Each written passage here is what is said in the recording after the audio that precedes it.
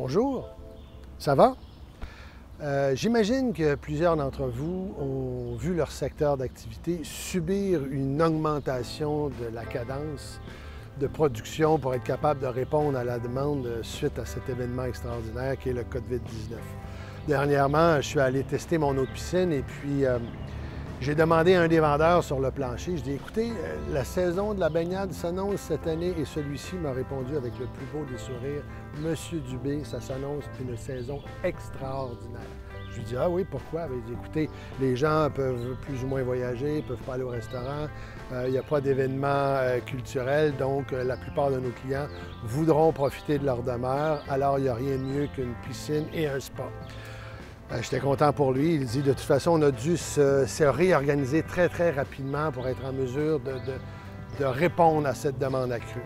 J'aurais posé la même question à quelqu'un qui œuvrait dans le monde de la restauration, du tourisme ou des arts. Celui-ci m'aurait probablement répondu avec pas ce sourire éclatant, plutôt un sourire crispé et probablement un regard sombre parce qu'on le sait tous, c'est un secteur d'activité qui est plus difficile à redémarrer compte tenu de cette crise sanitaire. Voyez-vous, l'humain, on est capable de se projeter très loin dans le futur. C'est une de nos capacités extraordinaires et le fait d'aller très loin dans le futur, bien, ça rend les choses peut-être plus obscures parce que ça peut devenir plus inquiétant parce qu'il y a beaucoup d'inconnus et ça peut nous tenir éveillés la nuit. On peut s'inquiéter de ses finances, de sa relation de couple, la santé de ses parents, l'éducation de nos enfants et j'en passe. Par contre, c'est bien aussi d'être capable d'aller dans le futur parce qu'on a les moyens de détecter les signaux qui peuvent devenir nos revenus de demain. Par contre, il faut revenir de ce futur-là pour être dans le moment présent. Et c'est là que j'ai envie d'entrer en scène pour vous parce que je veux réactiver cette capacité d'imagination qu'on a tous et toutes. C'est comme si on avait un atelier entre les deux oreilles pour être capable de concocter des idées, des stratégies, des concepts, des philosophies pour trouver des solutions. Et lorsqu'on a une solution, si on ne la partage pas, mais ça ne vaut rien. Alors le fait de la partager, on entre dans une dynamique de collaboration. Et ça fait des millénaires que l'humain collabore. C'est la force de notre espèce. On est l'espèce numéro 1 sur la planète parce qu'on est capable de collaborer comme aucune autre espèce. Et une fois qu'on collabore, on doit développer une capacité de s'adapter pour être capable de travailler en équipe. On doit être capable d'être souple au niveau de son énergie créative. Sinon, si on est trop rigide, le groupe sera plus ou moins enclin à travailler avec nous, on nous met à l'écart. Lorsqu'on imagine, lorsqu'on est capable d'avoir cette souplesse de travailler en équipe, bien, on est en mesure d'exprimer qui on est. On prend plus d'aisance de trouver son originalité, sa singularité, sa spécificité.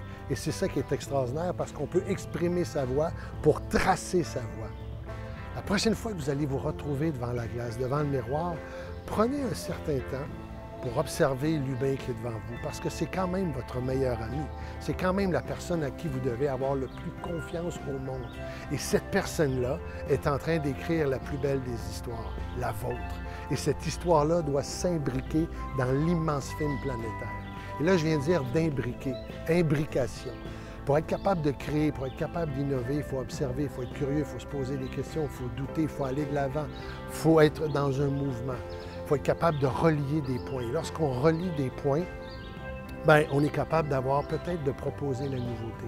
Et j'ai envie de vous en proposer une capacité de relier des points. C'est le plaisir de jouer, essentiel à la création, et la passion de vivre, essentiel pour être capable d'être résilient, affronter l'échec et même affronter le succès aussi, parce que ça peut nous bousculer, c'est le succès.